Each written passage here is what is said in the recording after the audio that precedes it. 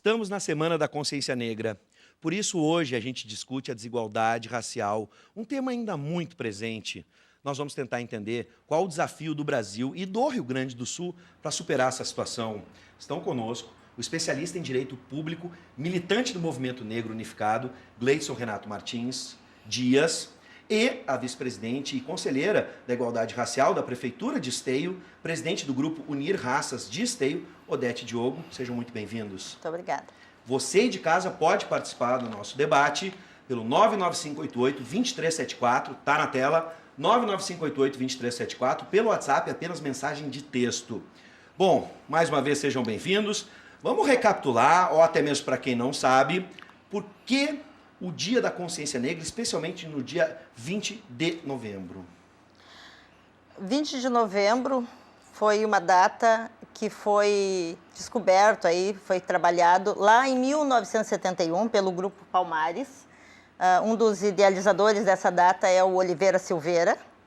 E então lá foi identificado a data da morte de Zumbi dos Palmares, que foi 20 de novembro. Uma liderança, né, do Quilombo dos Palmares e que hoje nós temos como nosso herói nacional.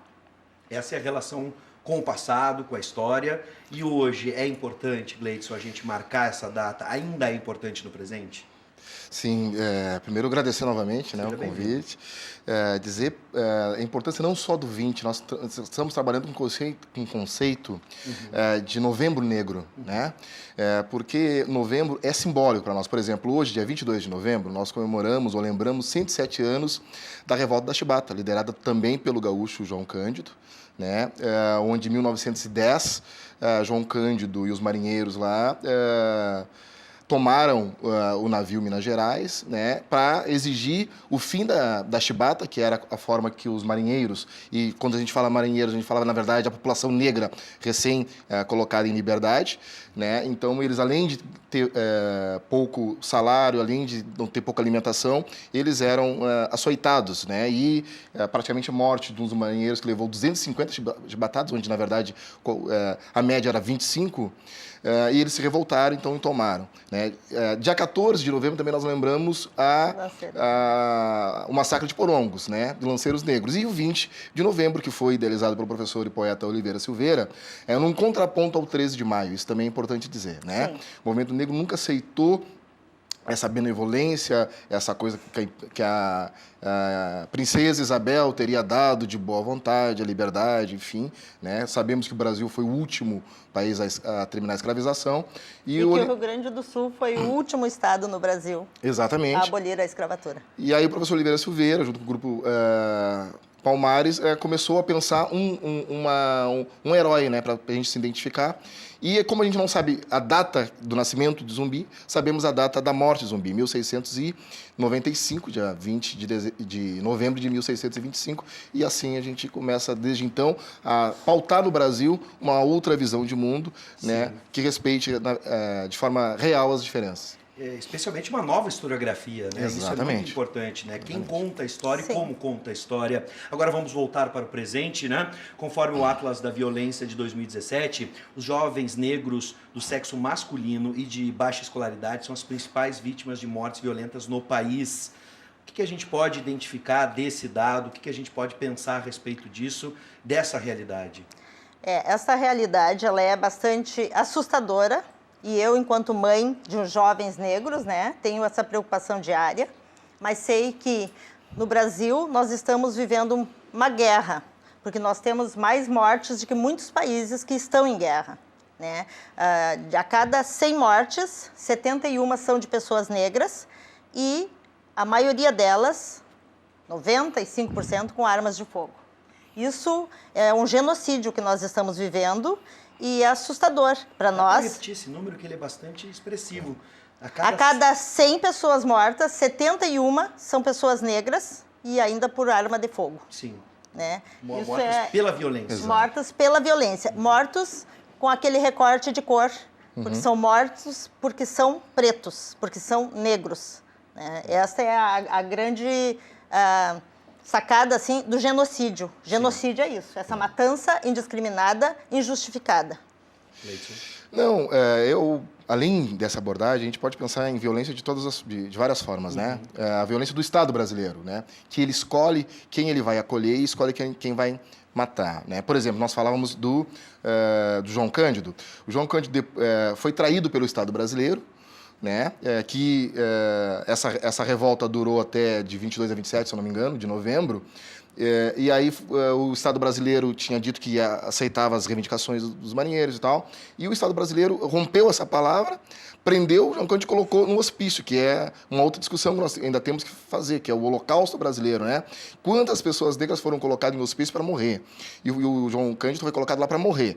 Isso em 1910. Só que aqui, 2003, nós também tivemos isso com o Rafael Braga, né? Que o Estado brasileiro escolhe só um menino negro em todo aquele movimento de 2003 e coloca ele nos presídios que a gente sabe que é para morrer. Tanto é verdade que Rafael Braga está com tuberculose hoje, né? Porque a gente sabe que a forma, as condições do presídio, né?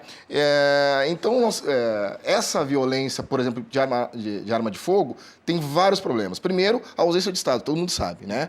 O Estado não está nas periferias, o Estado nos empurra para as periferias, né? A maioria dos lugares que eram negros aqui em Porto Alegre, a especulação imobiliária empurrou para 50, 40 quilômetros ali do centro, né? Citar aqui, o bairro Rio Branco. O bairro Rio Branco, a Restinga foi feita com essa concepção, aquela história daquele filme Cidade de Deus, né? Onde eles também estão colocando... É exatamente a mesma coisa, né? Então,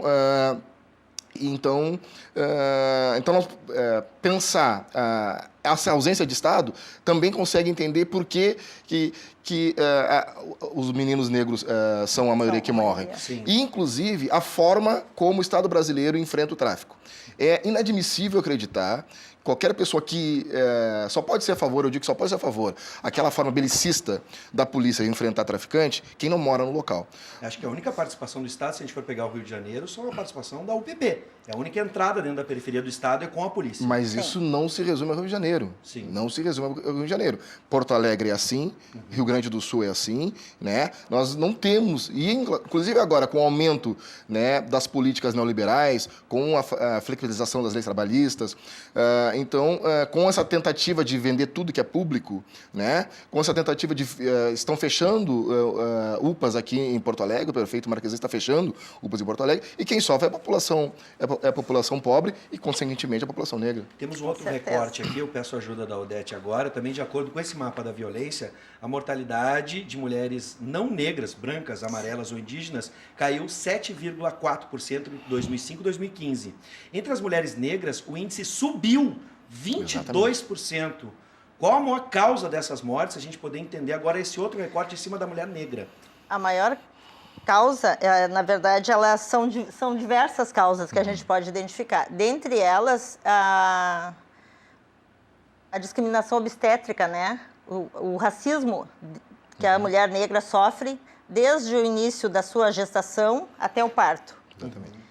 Isso é uma situação que as mulheres negras vivenciam diretamente nos atendimentos pelo SUS, nos postos de saúde, né? E muitas vezes também quando se tem planos de saúde.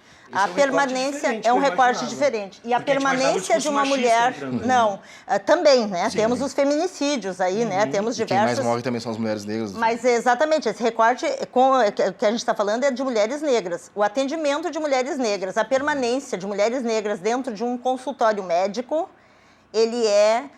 Vamos dizer que uma consulta médica dura em torno de 15 minutos, da mulher negra dura menos de 5 minutos. E isso não estou falando aqui, Vives, assim, irresponsavelmente. Sim. Não, é uma realidade. E mais, complementando o que você falou, essa mesma pesquisa denunciou que, por exemplo, essa discussão sobre a escassez de recurso público e de...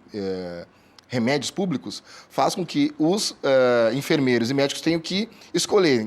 Por exemplo, o caso específico que apareceu na pesquisa era o caso da vacina para não ter dor na hora do parto. Sim. Né? Então, se eles têm 15 vacinas, eles têm 50 partos no dia. E essas vacinas são dadas para as mulheres brancas porque os médicos, e eles mesmos falaram isso, acreditam que as mulheres negras estão mais preparadas para sentir dor. A violência obstétrica, né? Sim. O abuso sexual, estupros, né? E o feminicídio são as causas de maior mortalidade dentro do recorte mulheres negras. Sim. Gente, eu vou agora juntar 3 instâncias de poder, se a gente puder imaginar assim. Vamos lá, a cultura midiática, a indústria cultural, né? A gente sabe a televisão brasileira, vamos pegar como exemplo, especialmente a novela, né, que representa a nossa comunicação, que é exportada, inclusive, para outros países. Sim.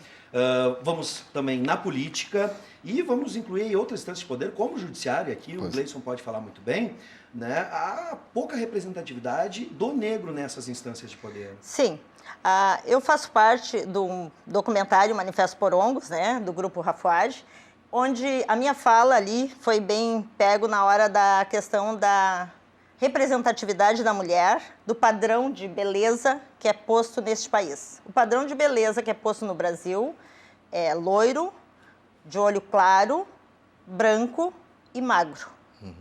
Né? Então, não é o perfil das mulheres negras. E vamos lembrar que a maior parte da população, a maioria da população é negra ou parda. Exato. Sim, nós somos 54% no país. A população negra é 54% no Brasil. E, então, nós não nos enquadramos deste padrão que é posto para a sociedade. E, por consequência, a mídia também não vê este padrão válido para colocar lá na novela como protagonista. Sim. Muitas vezes a mulher negra ela é representada na novela como faxineira, como atendente, nos cargos, nas profissões que são hoje menos remuneradas aí na sociedade e que são menos valorizadas, né? Ela não tem destaque como a atriz principal na novela, no cinema, no teatro, né? Na representatividade.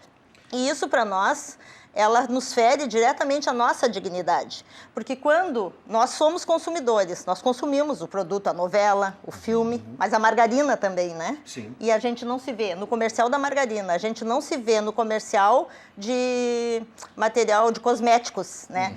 Ao mesmo tempo a gente consome, fica um questionamento, né? O nosso dinheiro vale, mas a nossa imagem não.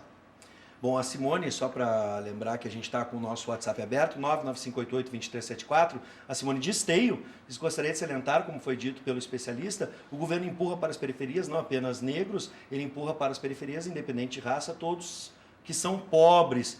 Mas aí a gente tem que fazer o recorte, até mesmo histórico, né, Gleison? Exatamente, Simone. Porque nas periferias a maioria é negra. Exatamente. E mais, nas periferias, de cada 10 pessoas que moram na periferia, 7 são negras, né? Então é óbvio que nós vamos ter um número muito gigantesco, uma hiperrepresentação da periferia da população negra, mas também é óbvio que terá ali na periferia pessoas não negras e pessoas brancas, né? Mas referente à questão da mídia, queria lembrar, quem está nos assistindo, tem indicado... Primeiro tem um documentário bem interessante, que é A Negação do Brasil, que a gente consegue no YouTube, e o livro do mesmo nome, A Negação do Brasil, do Joelzito Araújo, e ele faz uma análise de 50 anos da telenovela brasileira. E é muito interessante essa pesquisa, porque nesses 50 anos, vamos pensar que o Brasil, pelo menos uma só emissora faz 3 novelas por ano, sendo das 6, das 7, das 8, então nós estamos falando de 50 anos, então nós estamos falando de centenas de novelas, né? E novela, e não adianta a gente não gostar de ver novela, não adianta a gente não dizer, não, é novela, porque a novela influencia na vida do povo brasileiro, ou pelo menos de boa parte. As pessoas cortam o cabelo porque determinada atriz tem tal corte. As pessoas compram tal roupa porque apareceu a personagem de tal atriz ou tal ator de tal roupa, né? E, enfim, nós tivemos uma que é a próxima vítima, com uma família negra classe média alta. E diga-se de passagem, essa novela só existiu porque a TV Globo foi denunciada por racismo numa novela anterior, e uma negociação, tramitação penal lá, aceitaram fazer, então, uma próxima novela onde tivesse um caso que Guilherme de São Paulo, que representou contra a TV Globo. Gente, a gente está chegando no final da nossa conversa, mas foi muito bom esse recorte, esse resgate histórico e também esse recorte que a gente fez do presente.